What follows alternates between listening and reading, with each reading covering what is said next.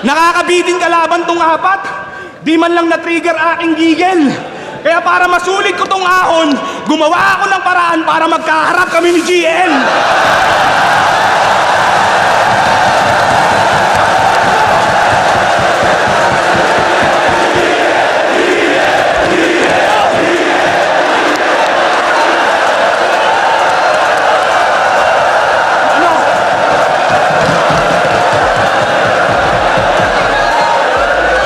Kung sa tingin nyo ay matindi na ang mga laban noong Ahon 16 Day 1 ay mas lalo pang nagliyab ang entablado sa Ahon 16 Day 2, lalo na nang dumating ang pinaka-inaabangang bahagi ng gabi, ang Isabuhay Finals 2025. Ito na ang culmination ng buong torneo kung saan nagkatagpo ang dalawang pinakamalakas na MC para sa agawan ng titulo. Ramdam sa venue ang bigat ng laban. Hindi lang ito simpleng battle, kundi isang sagupaan ng pride, dedikasyon at ilang buwang paghahanda. Kada round puno ng matitinding bara, malalalim na anggulo at mga punchline na talaga namang papayanig sa crowd. Ito yung klase ng laban na hindi mo basta mapapanood lang. Mararamdaman mo talaga ang intensity at emosyon sa bawat bitaw ng linya. Kaya sa video na ito, balikan natin ang ilan sa mga pinaka-nakakatawang linya, performances at moment na naganap sa Ahon 16 Day 2. Kaya kung fan ka ng battle rap, siguradong ma-enjoy mo ang bawat segundo ng ating pagtatalakay.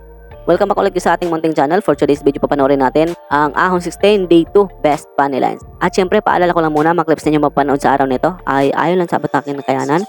At kung meron kayong hindi nasama, ay mas mabuti pa sa mismong YouTube channel kayo ng flip-top manood para sulit ang inyong panonood. So, simulan na natin. Let's go!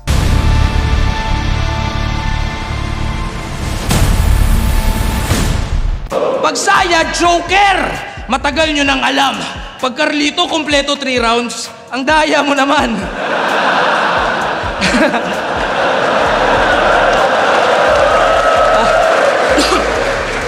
Matyaga tsaka masipag, mabangis na animal. Umulan bumagyo, ako'y aktibo. Malunggay pandesal.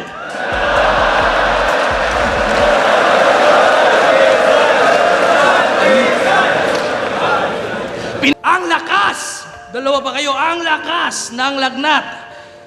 Kasi gumagas pang yung boses. Dapat dito palunukin ng tableta. Tableta ni Moises.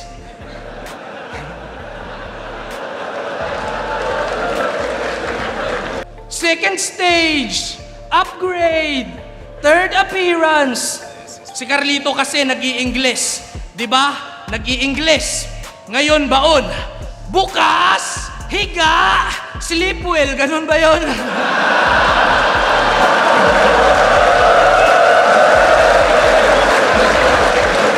Makailan, binaha ng respeto sa nakaraan niya na laban. Ako naman, nilaglag, pagiging mestizo na gawang kapansanan. Ganun pa man, andito na tayo sa Isabuhay Medyo Finals.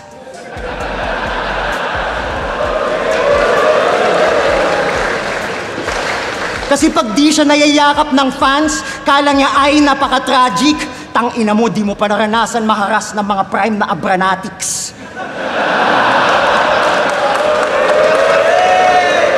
Isa sa pinaka-inabangang battle sa Isabuhay 2025 ay ang sagupaan ni Lipcram at Katana. Dito mo makikita ang clash ng dalawang magkaibang estilo. Si Lipcram na kilala sa creative wordplay at humor kontra kay Katana na may matinding aggression at direktahang mga bara. Sa bawat round, parehong nagpapakita ng lakas ang dalawang MC. May mga technical na linya, may crowd placing moment at siyempre, hindi mawawala ang mga malalakas na punchline na talaga namang nagpapayanig sa audience. Makita rin sa laban na ito kung gaano ka-importante ang presentation ng tournament stage. Halos walang tapon sa mga linya at bawat bitaw ay may intention na nakakalamang. Halos walang tapon sa mga linya at bawat linya ay may intention na nakakalamang sa kalaban. Ito yung klase ng battle na hindi lang basta entertainment. Isa itong tunay na competition kung saan bawat detalye ay may bigat. Linggong-linggo andito kayo. Yung respeto nyo ba sa akin matagal nang nawala?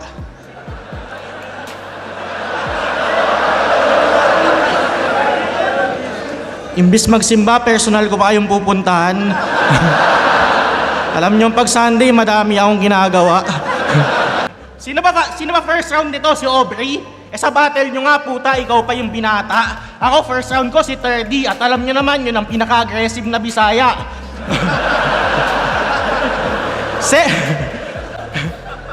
Se mismo si Van, na mukhang walang malay.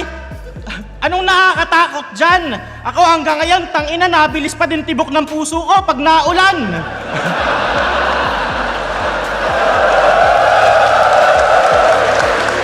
Sino bang tinalo netong malakas? Sayad?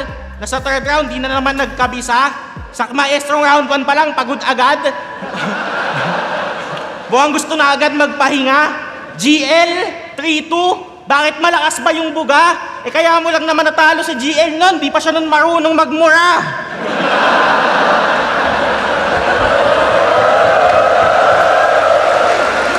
Bars ko, mas solid pa sa mga sinuzumong suso ng dalaga na pag chinek mo yung profile picture na puso dun si Plasma. Yung 3 laglag mong isa buhay, lahat yun sinabi mo, taon mo yun. Ako no...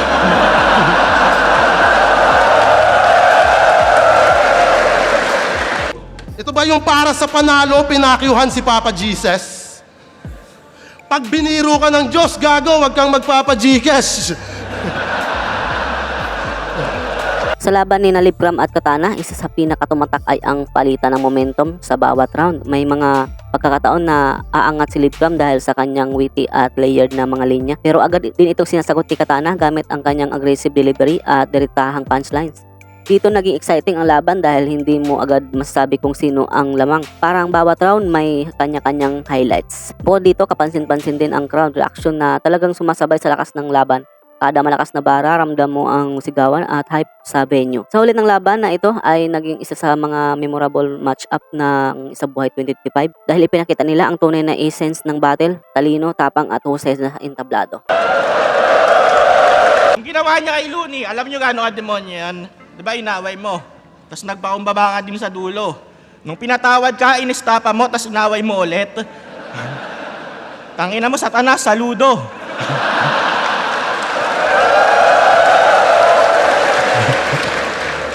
Alam nyo bang nag-live to ng laseng? Nung gabi, pagtas ng laban ni Pistol at ni Saki, ang lungkot niyang nagbubukas ng mga tigpipisong happy.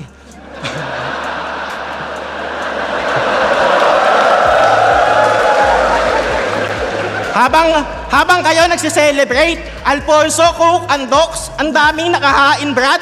Hinayaan nyo to mag-isa, nagla-live, naka-MP lights, pulutan, juggernaut.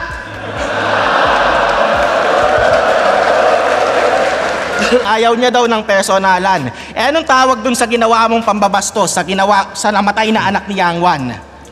Yung anak niya ulay violet, kakulay ni Barney, oh? Anak nga ni Yang Wan, kung nadinig ka lang, masasaktan din kahit wala siyang kasalanan. Wala naman talagang may kasalanan sa'yo. Walang kasalanan sa'yo si Looney, si Pistol, si Yang Wan, ako. Yung unano.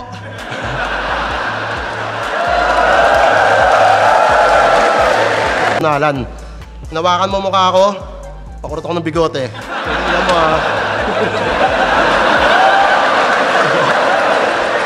Masakit.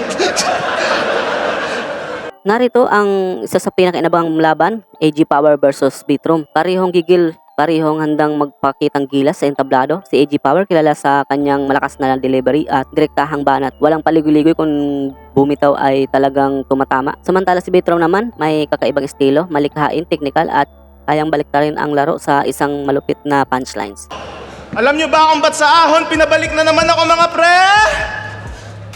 Wala si Looney mamamatay na kasi.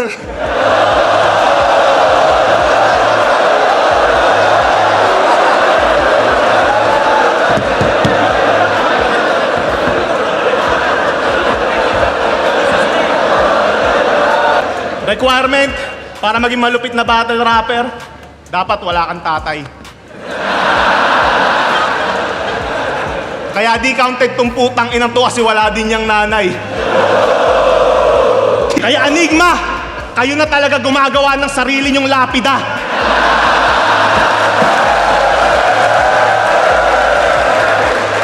Tama naman mga sinabi ni Akata. Joke lang, ayoko mabantulan nila. Dumilim lang buhay na nagka-PTSD siya. Yeah! Brilliant talaga! Nagka-PTSD kahit lang siya. O di ba ang tanga? E di lumibang ka na. Sa Pinas, puta, magbalik ka na. Kasi nang gagamot ka na nga lang doon, takin na nagkakasakit ka pa.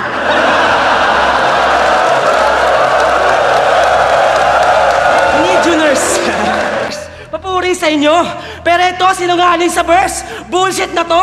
Pero ako, sobrang galing. Di kayo kailangan para mapabuti ako. Kasi huling kita ako ng nurse nung tinutuli ako. Kasi ito ginagamot kay inay ng aso. Puta paksit naman. Hindi PTSD yan gago. Rabies na yan.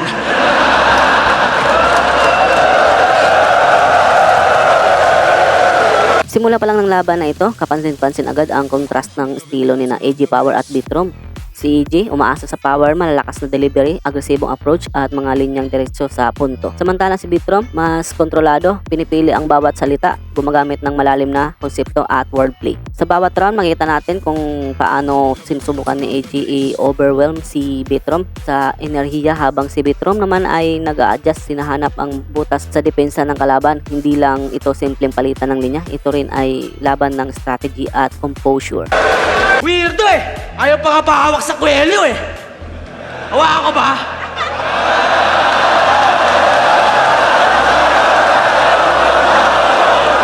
Uy.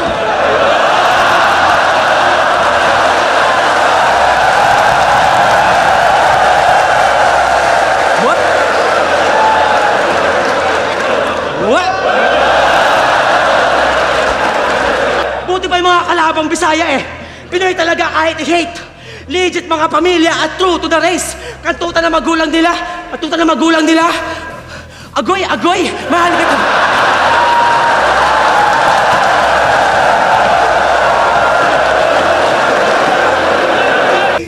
Sabi niya sa podcast, kaya ako lang naman dinamay si Lil Jon kasi natatakot akong idamay ni Slackwan yung mga tropa kong nagpakamatay na binigyan kong pugay publicly.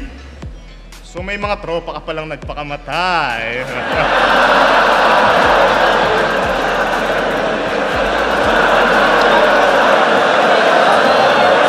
Sa CR daw sila natagpuan. Doon sila nakasabit ng matagal. Nakalawit pa daw yung dila. Kala mo nang aasar.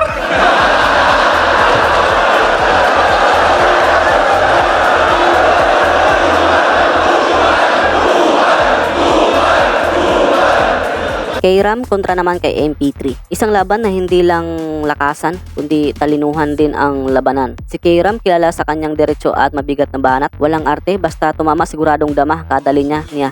May diin, may gigil at ramdam mo agad ang intentions na durugin ang kalaban. Pero huwag maliitin si MP3. Iba klase ito. Kilala sa malalim na konsepto, technical na sulat at kakaibang delivery na kailangan mong namnamin. Hindi siya basta sumasabay, gumagawa siya ng sariling ritmo, sariling mundo sa bawat bara. Kaya pala laging may laban kahit corny ang hinahain at bitbit. Kasi may relasyon ng nabuo na di maamin ang lintik. Nagsusubuan kayo ni Arik pero di na shocking marinig kasi binabago na yung aso kinakain ng incheck.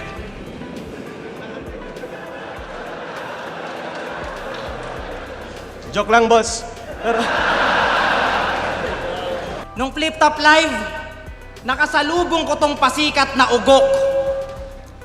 Nadismaya daw siya kay Bamboo kasi di niya kinanta yung Tatsulok. Tanga ka ba? Smoky Mountain represent! Sa tour na di man tumagos, mananatiling iskwating itong pagpagay pinatos. Mananatiling iskwating itong pagpagay pinatos. Mula Basura Division ay dito na magtatapos. Maluwag pa yung garbage bag. Kasya pa si Boss!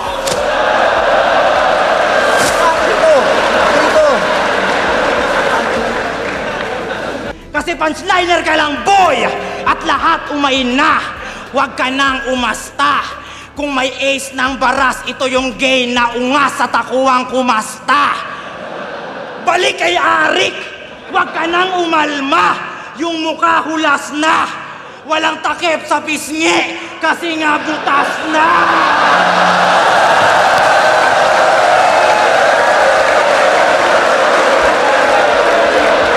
Siyempre, dahil umabot ko sa party ito at kung bago ka lang nakapasyal sa channel ko, ay nanyanyahan mo na kita na mag-subscribe at pakihit na ng bell button para lagi kang updated kung may bago ko ilalabas ng mga content tulad nito. Siyempre, pabalo at like na ng ating Facebook page. Nag-upload ako ng mga content about sa hip-hop at flip-top. Nga pala guys, naghahanap kayo ng mga solid na damit, cup na pamorma, at syempre yung mga flip top collab tulad ng Real Jokes, Hypebeat, High Minds, at iba pang mga flip top MC collab ay nandiyan po sa ating description. Ay meron po tayong mga tag product dyan na nakalagay po sa description o di naman kaya nakapop up dyan sa may video natin. Sa mga may napili na po na item at mag-order po ay screenshot nyo lang po yan at isend po sa Facebook na ilalagay natin sa description. At samahan nyo na rin ng inyong Gcash number para na rin sa 100 pesos na pamasko natin sa inyo. So ayun, magpatuloy tayo. Let's go. Ako, yung mga puno ng saging sa amin, pag wala akong magawa, sinasapak-sapak ko. Ito, pag wala siya magawa, sinisibak-sibak mo. Inamin mo sa harap ng madla. Oo, wala naman dong duda. Siguro habang kinakasta mo yung puno, sinutsupa mo yung bunga.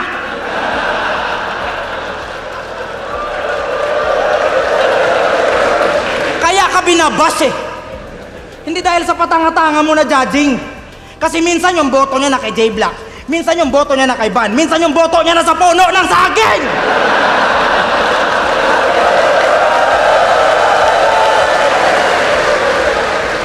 Yung ginawa mo kay Marshall, talaga namang kakaiba. Tanginan to, ayaw umikot o gusto rin talaga.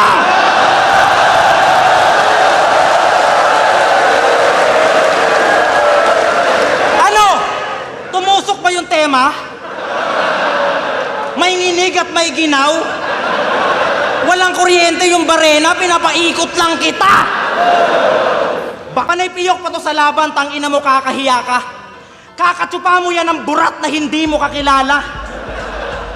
Maarte sa pagkain pero kumakain ng burat na mabuhangin. Oo, matagal ka ng laspag. Ngayon sabihin mo sa amin, gago, na di mo naranasan yung pagpag. Cause whenever I'm on stage, I always pray. Every night and day, every holiday. MP3, fuck that, you're ate gay. And when I spit round, you better sleep now. So, deep down, hit ground. Can you see that I'm fucking you in front of a cheap crowd? Everybody know I can dance and rap like Chris Brown and Enigma. We're gonna be proud, and that's all. Ni hao.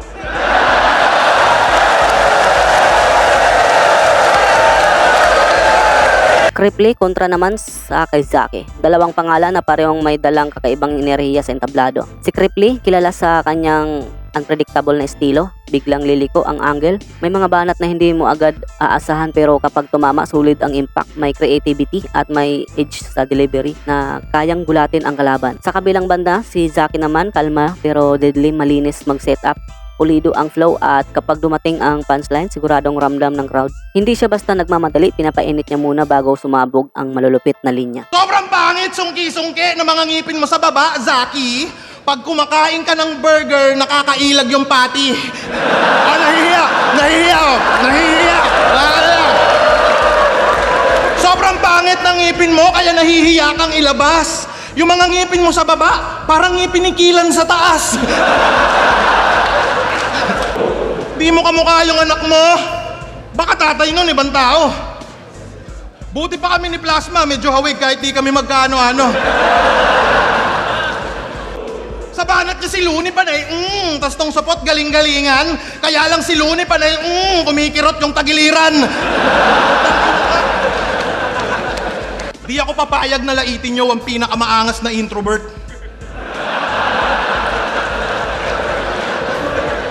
Nananahimik tol si GL at hindi niya yun deserve. Subukan mo yan sa tulad kong sa Sokmed Extrovert, i-edit kitang kinakantot ni Plaridel at Larry Bird.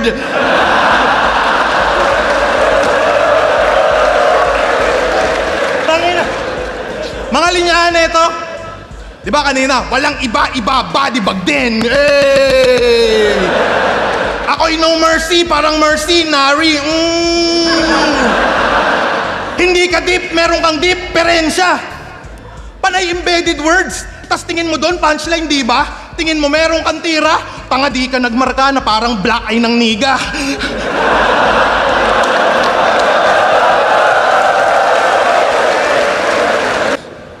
Buhay pa ba, mga people? Tama na! Chakra ng Bicol.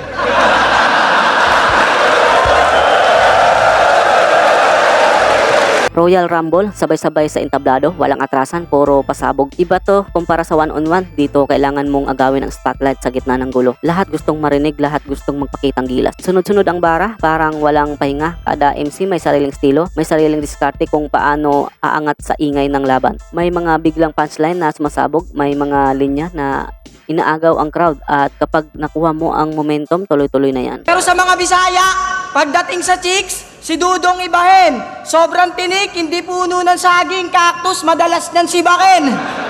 Trip nyan, threesome. 3 sila ng puno araw-araw.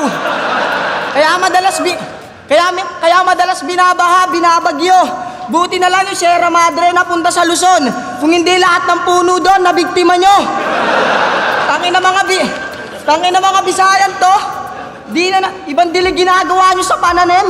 Ang inang Bisayan to, di na natuto. Sabi ang iba on buto, hindi buto. Dito naman tayo sa taga Manila. Tondo represent, puta balagbag. Ulul, dahil sa inyo, inaasar tayo ng mga Bisaya kumakain ng pagpag. Pina-reporter's notebook nyo pa kasi.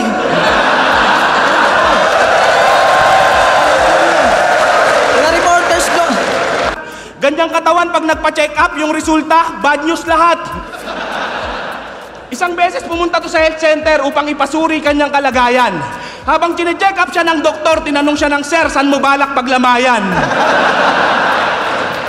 Kasi Ang Royal Rumble ay isa sa pinaka-challenging na format sa battle rap, hindi lang dahil marami ang kalahok, kundi dahil sa bilis ng palitan at hirap makuha ang atensyon ng crowd. Sa ganitong setup, hindi sapat ang gaganda lang ang sulat, kailangan mong malaman kung kailan papasok at kailan tatahimik. Makikita natin sa bawat MC ay may kanya-kanyang approach, may agresibo na agad, sumusugod, may kalmado na naghihintay ng tamang tempo. Ang iba gumagamit ng humor para makuha ang crowd, habang ang iba naman umaasa sa mabibigat na punchline. tabang-tabangan image kunyari, pero sa tunay na buhay, very nerd. Alma. Kasi ito si Diyos. Tabang-tabangan image kunyari, pero sa tunay na buhay, very nerd. Ito naman yung kanyang kuya.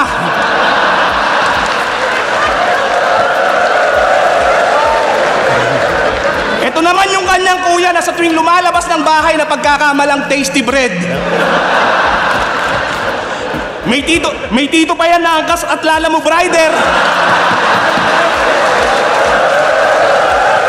Patay! Ang lalapad ng panga nyo para kayong mga kobra. Kayo ata yung tinutukoy pag sinabing anak ng tokwa.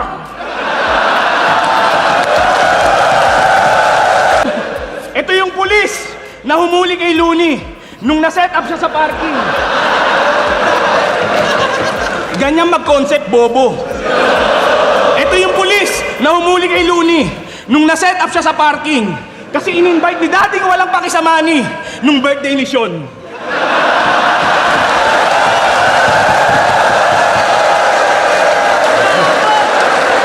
Sean, kamusta? Sean, anong sinabi mo kay Marichu at Aubrey nung 2x2? Ito yung tite.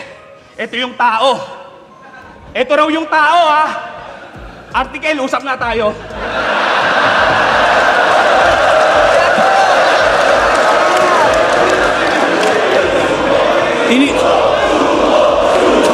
Alma. Article, usap na tayo. Ay, kalma! Tinitigan ko. Nilapitan ko. Hindi! Joke lang! Tangina, ang hirap mo naman kausap, article. Nananakit na yung binti ko. Tatayo na lang ulit ako, ha? Kakausapin ko tong titi mo. Maraming salamat sa panonood. Kung nagustuhan mo ang video na ito, huwag mong kalimutan i-like, share, at mag-subscribe sa channel na ito para mas marami pa tayong ma-upload na content. Pindutin mo na rin ang notification bell para lagi kang updated sa mga bagong videos. I-comment mo na rin sa baba kung anong gusto mo pang makita sa sunod nating content. Hanggang dito na muna. This is Balitaan TV at kita-kits sa susunod na video. Maraming salamat. Peace out.